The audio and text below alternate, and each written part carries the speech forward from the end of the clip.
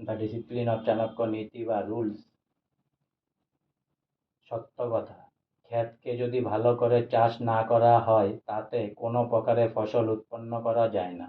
যতক্ষণ কোনো স্ত্রীলোকের সাথে যথার্থ ব্যবহার করা না যায় ততক্ষণ তার আসল চেহারা বোঝা যায় না। কারণ তেল বের করার জন্য তিলকেও ভালো করে পিষতে হয়।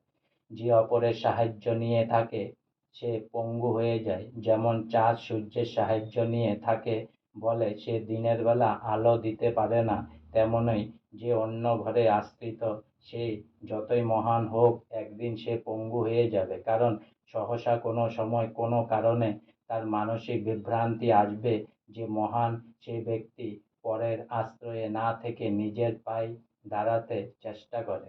আজকে আমার দ্য ডিসিপ্লিন অফ চাণক্য নীতি বা রুলস এখানেই সমাপ্ত হলো। তাই অনেক অনেক সাবস্ক্রাইব করুন, অনেক অনেক লাইক করুন, অনেক অনেক ভালো থাকুন, অনেক অনেক ভালো থাকুন, অনেক অনেক হেল্প করতে থাকুন সবাই সবাইকে প্লিজ।